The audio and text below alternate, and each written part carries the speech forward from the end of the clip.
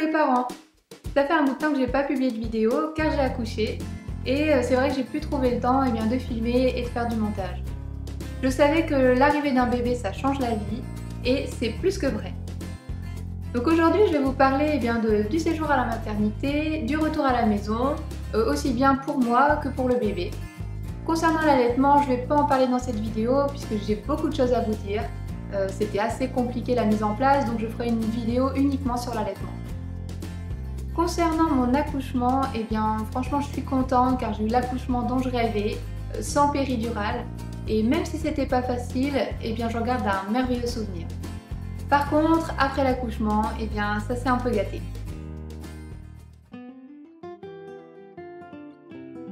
Après l'accouchement, en fait, je n'ai pas délivré complètement. Donc, ils ont dû aller chercher le placenta manuellement. Comme j'avais pas de péridurale et que c'était assez urgent, je n'ai pas eu d'anesthésie. Donc, sur le coup, j'avoue que j'ai eu un peu peur et que c'était douloureux. Mais franchement, ça m'a pas traumatisée. J'en garde vraiment aucun souvenir. Tout ce qui me reste en tête, là, vraiment, c'est mon accouchement qui était pour moi magnifique. Et donc, j'ai carrément oublié tout ce qui s'est passé après l'accouchement. Donc comme le placenta n'est pas venu tout de suite, j'ai perdu beaucoup de sang. Donc en fait j'ai fait une hémorragie mais qui n'était pas une hémorragie massive. Ça a vraiment été confirmé au bilan puisque je suis passée d'une hémoglobine qui était à 11,7 et elle a chuté à 8. Donc c'est que j'ai vraiment perdu une grosse quantité de sang et je l'ai ressenti. En fait j'étais vraiment très fatiguée physiquement, enfin visuellement ça se voyait puisque j'avais les lèvres qui étaient aussi blanches que mes joues. Et puis dès que je me levais, j'avais des bourdonnements dans les oreilles, j'étais vraiment très faible. Donc cette anémie n'a pas non plus aidé à ce que les jours qui suivent l'accouchement se déroulent au mieux. Pour pallier à cette anémie, j'ai misé sur les compléments alimentaires, même si l'alimentation reste le plus important. J'ai boosté mon organisme aussi avec de la spiruline, je ne sais pas si vous connaissez. Donc voilà la spiruline que je prends en ce moment. Donc en fait la spiruline c'est une algue qui va vraiment être très riche et qui va aider à remonter les taux de fer et l'hémoglobine.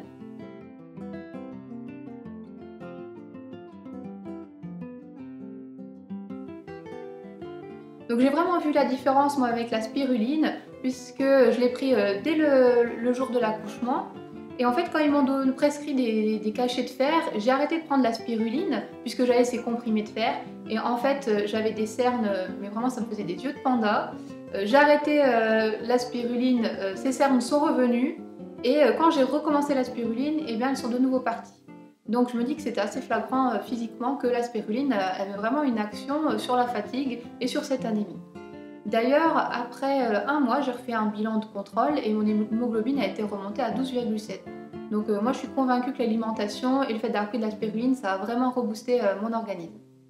Ensuite, tant que je suis dans les compléments alimentaires que j'ai pris, j'ai aussi pris des oméga 3. Alors les oméga 3 en fait, ils sont très importants après une grossesse puisque le bébé va utiliser nos oméga 3 pour fabriquer son cerveau et donc on est souvent très carencé en oméga 3. Et j'ai lu dans plusieurs livres que en fait, ça pouvait aussi influencer sur la dépression du postpartum et sur le baby blues. Donc moi j'ai pris en fait cette marque d'oméga 3 qui est une marque en fait tout à fait végane, sans huile de poisson parce que la plupart des oméga 3 sont à base d'huile de poisson. Donc là c'est uniquement des oméga 3 issus de plantes.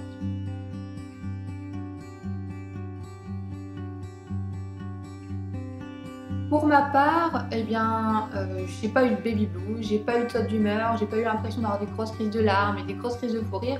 Donc je me dis que ces oméga 3, si j'étais de nouveau enceinte, je recommencerai ma cure après l'accouchement. Je pense que ça peut être que bénéfique. Alors pour ma part, après l'accouchement, je n'ai pas eu beaucoup de douleurs. J'ai eu un accouchement qui était assez physiologique et j'ai l'impression que ça a vraiment été bénéfique.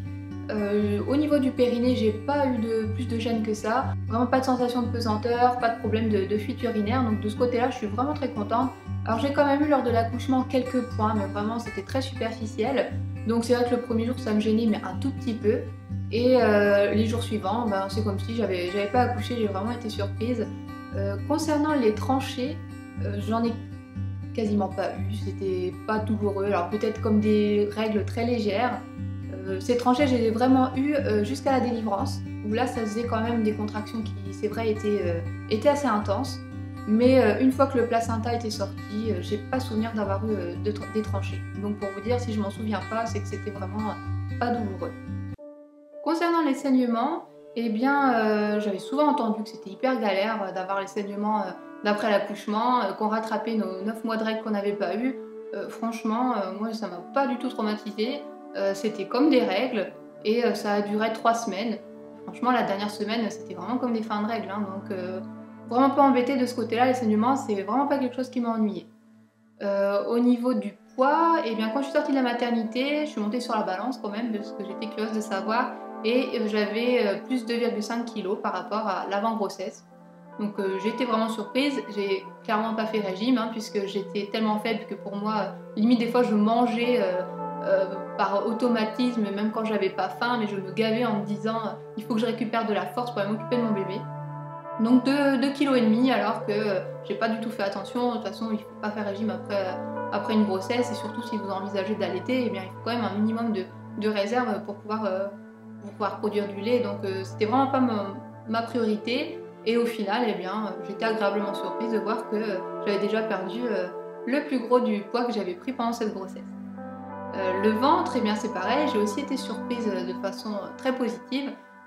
Bien sûr, il est flasque juste après l'accouchement, mais après, je dirais 15 jours, il était déjà redevenu relativement plat et il était plus tout mou, tout flasque. Et, du coup, j'ai vraiment été contente de ce côté-là. Je pense que si on fait attention pendant la grossesse à ne pas prendre trop de poids, eh bien, en fait, on récupère vite un tonus au niveau de la paroi abdominale. Et puis, en plus, moi, c'est mon premier enfant, hein. C'est sûr que quand c'est le troisième, c'est pas aussi facile. Concernant les vergetures, eh bien en fait, j'en ai pas eu tant que ça. J'en ai eu 4 au niveau du ventre, vraiment autour du nombril, donc je pense que c'est le piercing qui fait que ça a fragilisé la peau et que ça a lâché. Et j'en ai aussi eu une très très basse, là où je mettais même pas de crème d'ailleurs, donc je pense que la crème a été assez efficace. Et bah voilà, pour dire on est toutes différentes, on réagit toutes différemment. Et donc, c'est pas parce qu'on a un bébé qu'on va forcément avoir un ventre rempli de vergetures. C'est pas parce que certaines n'en ont pas qu'on n'en aura pas. Enfin voilà, il faut se préparer au pire. Et puis comme ça, ben, on peut être agréablement surprise quand ça se passe mieux que ce qu'on imaginait. Et dernier petit point, physiquement, eh bien, j'avais des douleurs de bassin pendant la grossesse. J'avais une hyperlaxité en fait liée aux hormones. Et ça, par contre, ça n'a toujours pas évolué. Là, je suis à 3 mois après l'accouchement et j'ai toujours ce bassin qui est très très relâché. La nuit, ça peut me faire encore des petites douleurs, mais franchement, rien de catastrophique. Donc, dans l'ensemble, physiquement, je suis vraiment surprise de voir que la machine humaine est vraiment très bien faite et qu'on récupère assez bien d'un accouchement finalement et de 9 mois de grossesse. Comme je vous ai dit, le séjour s'est un petit peu gâté après l'accouchement. Effectivement, mon bébé, en fait, dès le soir même, on m'a annoncé qu'il devait être hospitalisé en pédiatrie pour une infection d'origine inconnue. Et donc là, c'était vraiment difficile puisqu'en fait, à la maternité où j'étais, ils n'ont pas de chambre maman en pédiatrie et c'était un bâtiment à part de la maternité. Donc ce qui veut dire que moi, j'étais à la maternité dans ma chambre et mon bébé, il était dans un autre bâtiment, dans une chambre de pédiatrie avec un deuxième bébé puisque c'était 2 bébés par chambre. Donc je vous laisse imaginer que c'était assez compliqué puisque je devais toujours faire la route pour aller voir mon bébé. Comme j'étais anémiée, les premiers jours, j'arrivais même pas à marcher jusqu'au bâtiment, donc mon mari devait m'emmener en fauteuil roulant. Donc c'est vrai que cette hospitalisation, ça a vraiment été difficile, ne serait-ce que pour l'organisation, sans compter l'inquiétude pour le bébé, la peur qu'il arrive quelque chose de grave, et puis le fait de ne pas savoir aussi combien de temps j'allais rester hospitalisée avec lui. Alors c'est un choix hein, que j'ai fait et je le regrette pas, j'ai demandé à être appelée jour et nuit. Mais je voulais pas que mon bébé soit seul, qu'il pleure, qu'on lui donne la tétine avec du sucre pour le calmer. Et surtout, j'ai évité aussi qu'on lui donne des biberons, donc j'étais là à chaque repas pour lui donner à manger de la manière qui me convenait. J'ai essayé de faire aussi un maximum de peau à peau, donc ce qui fait que j'étais le plus possible avec mon bébé. Et donc le téléphone portable était devenu mon pire ennemi pendant cette hospitalisation, puisque quand je sortais du service de pédiatrie, eh bien j'avais parfois 5-6 appels en absence, des tas d'SMS. Alors c'est très gentil, les gens voulaient prendre des nouvelles, mais pour moi c'était impossible d'en donner. Quand j'avais du temps libre, eh bien j'essayais de manger, Parfois je mangeais le soir à 22h mon repas froid qui m'avait servi à 18h. J'essayais aussi de dormir. Franchement, quand je pouvais dormir 20 minutes, eh bien je le faisais, puisque j'étais appelée jour et nuit. Et donc, si j'avais dormi 2-3 heures sur la nuit, eh bien j'étais vraiment super contente. Donc c'était franchement le séjour le plus épuisant que l'on puisse imaginer, mais je regrette pas. Parce que je me dis que comme ça, mon bébé il a vraiment eu le meilleur de ce qu'il pouvait avoir, et que pour lui, du coup, il gardera pas un souvenir trop traumatisant de cette hospitalisation en pédiatrie. Pour mon séjour à la maternité, au départ, j'avais demandé une chambre double. Et c'est vraiment une grosse erreur. Donc si vous pouvez avoir une chambre seule, et bien vraiment faites-en une priorité.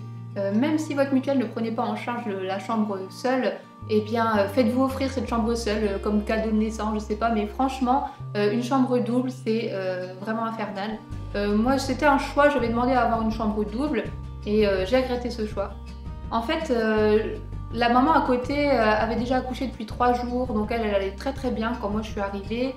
Et en fait, elle avait plein de visites, mais une dizaine de visites, à tel point qu'ils étaient même limite autour de mon lit parce qu'il n'y avait pas assez de place dans la pièce pour faire rentrer tout le monde, en tout cas de son côté de lit. Et en fait, c'était aussi une journée de canicule quand j'ai accouché. Donc il se faisait une chaleur, mais vraiment à mourir. Et je vous assure que 10 personnes dans une chambre avec le soleil qui tape sur la fenêtre, il n'y avait pas de clim, il n'y avait pas de ventilateur. J'étais au bord du malaise uniquement parce qu'il y avait une dizaine de personnes dans ma chambre et qu'il faisait une chaleur à mourir. En plus, c'était nouveau pour moi l'allaitement, je devais commencer à mettre mon bébé au sein et j'étais pas à l'aise de me retirer, de soulever mon t-shirt devant toutes ces personnes. Je pensais que dans les chambres doubles, il y aurait au moins un paravent et en fait, c'était pas le cas là où j'étais. Donc oui, si c'était à refaire, eh bien franchement, je prendrais tout de suite une chambre seule. Et c'est vraiment le gros conseil pour l'hospitalisation que je vous donne, prenez une chambre seule. Concernant les visites d'ailleurs, pour ma part, mon mari et moi on avait demandé à ce qu'on n'ait pas de visite la première semaine. Ça peut être mal interprété par la famille, mais on s'est dit on s'en fiche, il faut un peu penser à nous. On voulait prendre nos repères avec notre bébé, profiter un peu de ces moments à trois. Franchement, je regrette pas. Bon, en plus là il y a l'hospitalisation, donc de toute façon ils n'auraient pas pu rendre visite au bébé, donc ça aurait été compliqué pour eux.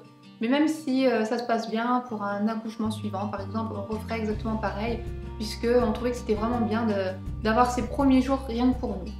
Pour donner des nouvelles à la famille, j'y ai pensé après cette hospitalisation bien sûr, mais je me suis dit en fait ce qu'il faut faire c'est préparer une page, que ce soit une page Facebook ou une page en fait où il y a un lien internet, pour que la famille puisse venir en fait voir les nouvelles. Et puis vous, savez que vous avez qu'une fois par jour à publier sur cette page les nouvelles du jour. Ça évite de répondre à chaque personne par message ou de devoir appeler pour donner des nouvelles, puisque en fait moi je n'avais pas du tout le temps. Et donc moi ce que j'avais fait c'est que j'avais demandé à ma mère de donner des nouvelles à tout le monde, et donc je ne répondais pas au téléphone, je n'envoyais pas de message. Et je me suis dit que si j'avais fait une page comme ça aurait vraiment été très pratique.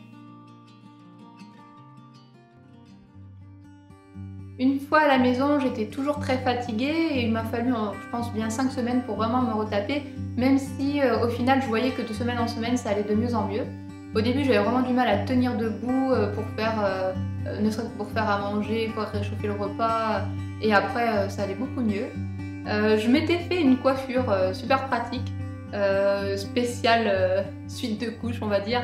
En fait je mettais mes cheveux tout en haut de la tête, et je faisais un chignon en haut, comme ça, eh bien, je pouvais être allongée quand je faisais mes siestes sans être gênée, puisqu'en fait ce qui gêne c'est les coiffures, c'est quand ça va ici derrière la tête.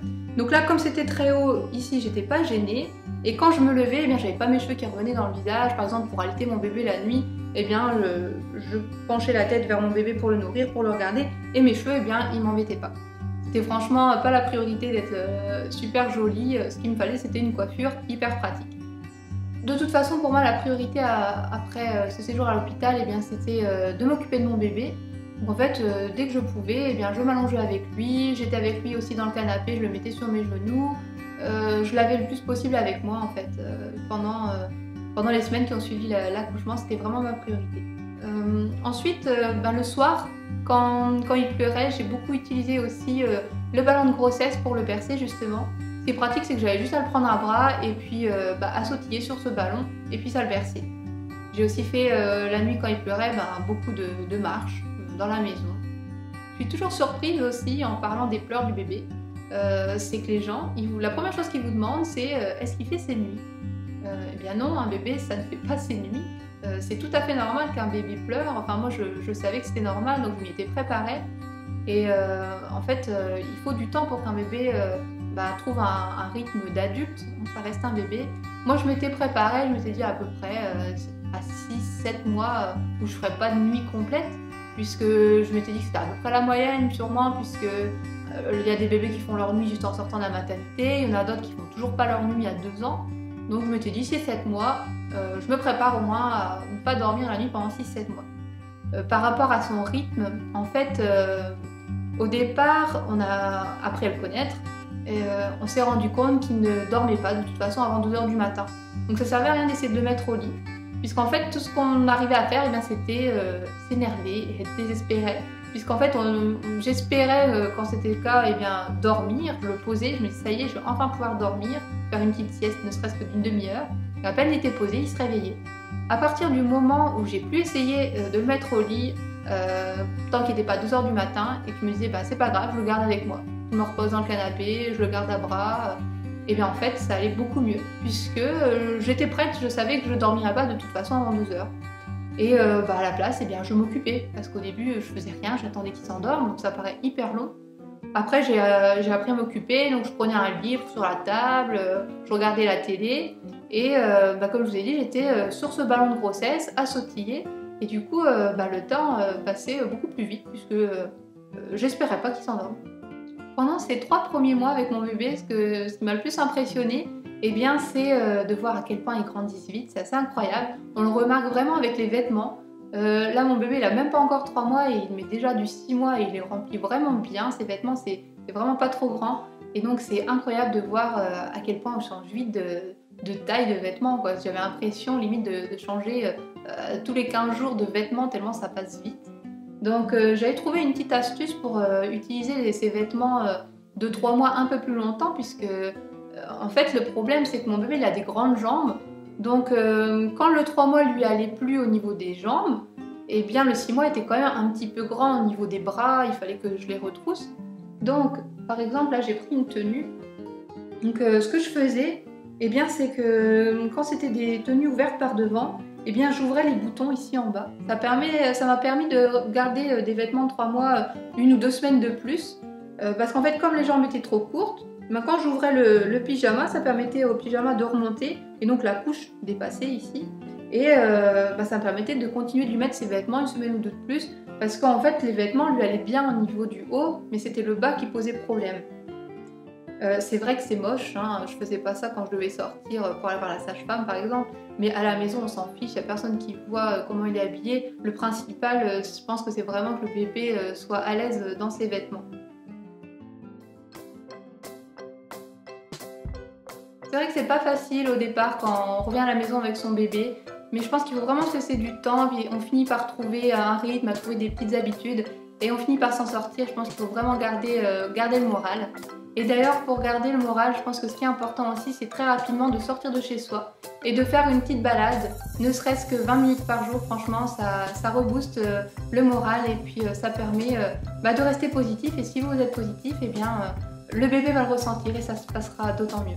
Donc je pense qu'il faut retenir, c'est que les débuts, c'est pas évident, hein, c'est sûr, on doit changer ses habitudes, un bébé prend beaucoup de temps, mais ça finit toujours par passer en fait, ça évolue même très très vite.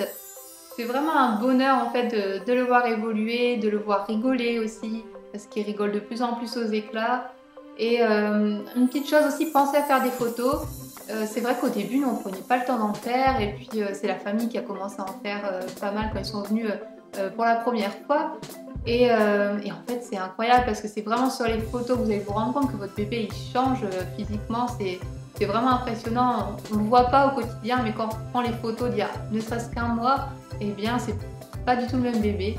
Donc pensez à faire des photos pour garder des bons souvenirs de ces premières semaines, car ça passe très très vite. Et aujourd'hui quand j'y réfléchis, je me dis mais c'est vraiment incroyable aussi la place que ces bébés prennent dès la naissance. C'est vrai que c'est très prenant parce que c'est fatigant, ils pleurent beaucoup, on a beaucoup moins de sommeil, mais en fait c'est tout ça qui fait qu'ils arrivent et qu'ils retournent votre vie, ils chamboulent tout et ils prennent une place mais énorme avec ce comportement finalement. Et donc, j'y pensais tout à l'heure, je me disais, mais en vrai, s'il n'y avait plus mon bébé, mais ce serait tellement vide. C'est incroyable la place qu'ils prennent. Et les enfants en général, de toute façon, ont une place vraiment capitale dans la vie. Donc, prenez soin d'eux.